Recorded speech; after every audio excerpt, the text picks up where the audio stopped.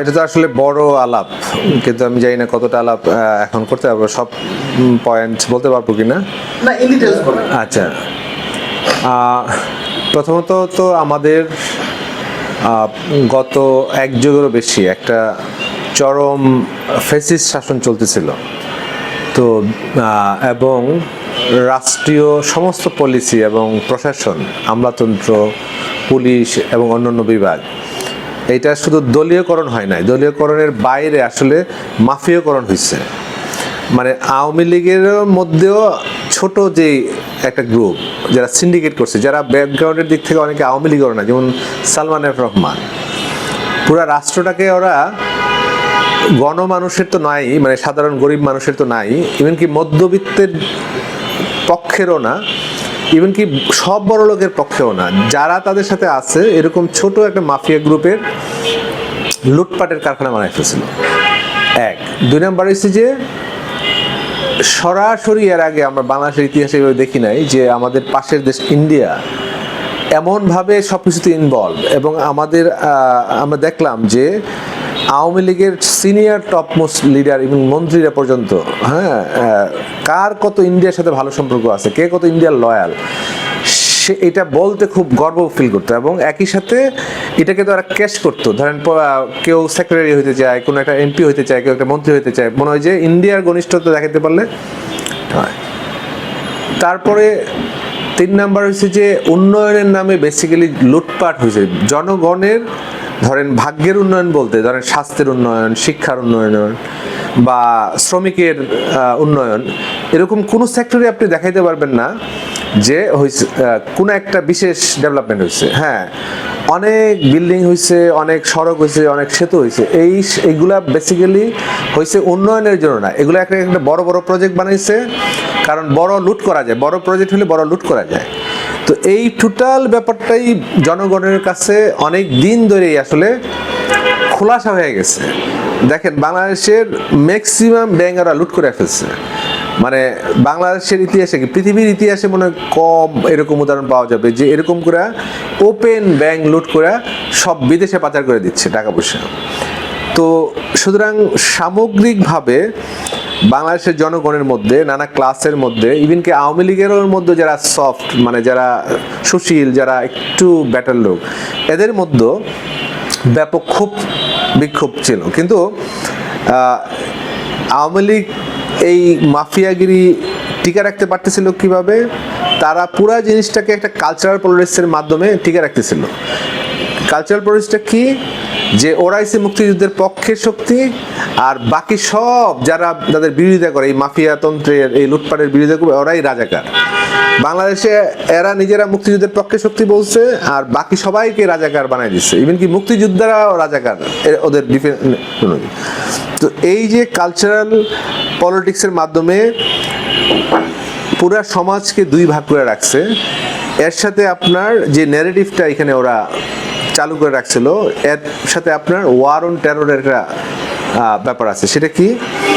যে 2000 সালের পরে সারা পৃথিবীব্যাপী যেই মুসলিম জঙ্গি দমনের যে পলিটিক্স আমেরিকা শুরু করছে, বেসিক্যালি ওটা তো ছিল তার আসলে চায়না এবং রাশিয়াকে ঠেকানো, হ্যাঁ, এবং মধ্যপ্রাচ্যের তেলের উপর তার দখল নেওয়া, এই যে পলিটিক্স। কিন্তু ও এটাকে করছে, যদি কমিউনিজম ফেল করছে 90-এর পরে, এটা রাশিয়া যে কমিউনিস্ট রাষ্ট্র আকারে ফেল করছে, পতন হয়েছে, তখন তার নতুন শত্রু আকারে আসছে ওই কমিউনিজমের সামনে ইসলামী জঙ্গি, ইসলামী মৌলবাদ, হ্যাঁ, বা এরকম কিছু। এইটাই আপনার টুইন টাওয়ারের হামলার ঘটনার মধ্য দিয়া এই পুরা পৃথিবীতে তাদের নতুন করে তার তেলের ওপর এবং ভূ রাজনৈতিক কৌশলের জায়গা থেকে ওরা নানা দেশ দখল করে। তো এই পলিটিক্সটা আসছে কি নামে? ধরেন একদিকে মৌলবাদ, জঙ্গিবাদ, ইসলাম, আরেকদিকে এসে তথাকথিত প্রগতিশীলতা, সেকুলারিজম, এরকম।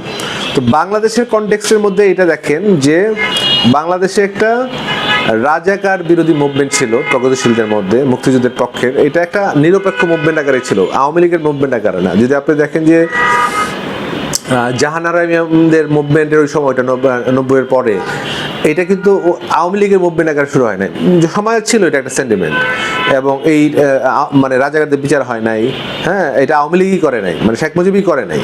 আচ্ছা, এর সাথে আমাদের এখানে প্রগতির একটা যে বয়ান, যেটা বেসিক্যালি আধুনিকতাবাদী, মানে ওয়েস্টার্ন আধুনিকতাবাদী, যেটা কলকাতা হয়ে বাংলাদেশে আসছে, মানে আসলে পিওর, মানে কোট আনকোট যদি বলে যে আসল আধুনিকতা, সেই আধুনিকতা না। এটা ধরেন কলকাতার এই যে ইংরেজদের মাধ্যমে, মিশনারিদের মাধ্যমে এবং ওইখানকার বর্ণ হিন্দুদের মধ্য দিয়ে যে আধুনিকতা, প্রগতিশীলতা, বাঙালিপনার যে আইডিয়াটা তৈরি হয়েছে, সেইটাই এইখানে আবার এই কালচারাল গ্রুপটা বা এই যে যারা প্রগতিশীল বলি আমরা, যারা হয়তো কেউ বামপন্থী দলের সাথে আছে বা বামপন্থী দলের বাইরেও আছে, এই এবং আওয়ামী লীগের সাথে আছে, এরা নিজেদের প্রগতিশীল সেকুলার মুক্তিযুদ্ধের পক্ষে শক্তি, আর বাকি সব অপ্রগতিশীল রাজাকার, মৌলবাদী, মোল্লা, হ্যাঁ, ওদের চোখে ধরেন কি খালেদা জিও ধরেন মৌলবাদী বা জঙ্গি, এইরকম একটা ন্যারেটিভের মধ্যে দিয়ে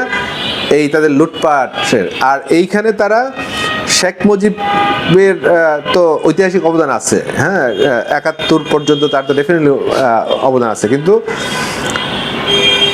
এই আওয়ামী লীগ তো শেখ মুজিবের বানানো না, এর সাথে মাওলানা ভাসানী সম্পর্ক ছিল, শেরে বাংলা শহীদ হোসেন সোহরাওয়ার্দীর সম্পর্ক ছিল, মাওলানা শেখ মুজিব ওই সময় অনেক জুনিয়র লিডার ছিল আওয়ামী লীগের। তো তারপরও আওয়ামী লীগের আরো অনেক বড় বড় নেতা ছিল, তাজউদ্দিন ছিল। তো এই পুরা আওয়ামী লীগের জন্ম এবং তারপরে যে এখানকার যে আপনার জাতীয় মুক্তি সংগ্রামের যে আন্দোলন, সেখানে বামপন্থীদেরও রোল ছিল, অনেক গুরুত্বপূর্ণ নেতারা ছিল।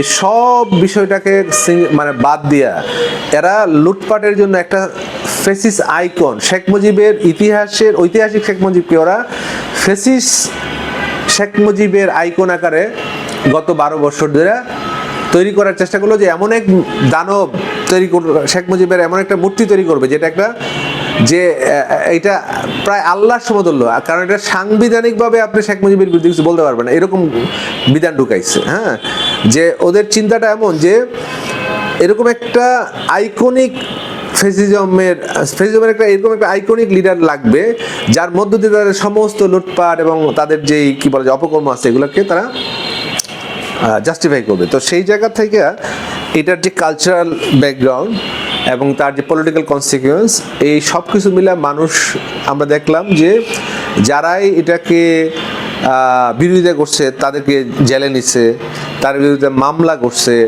লাখ লাখ মানুষের বিরুদ্ধে গায়েবী মামলা করছে, অনেককে গুম করছে যাদের খদিস এখনও পাওয়া যায় নাই, অনেককে আয়না ঘরে বন্দি করে রাখছে।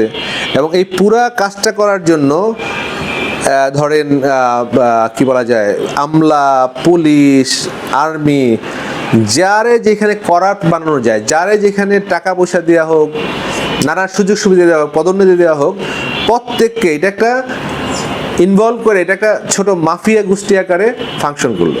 তো 5ই আগস্ট হয়েছে এই লুটেরা মাফিয়াদের বিরুদ্ধে জনগণের উত্থান, বা আপনি বলতে পারেন জনগণের, আমরা যেটা বলি যে গণ অভ্যুত্থান।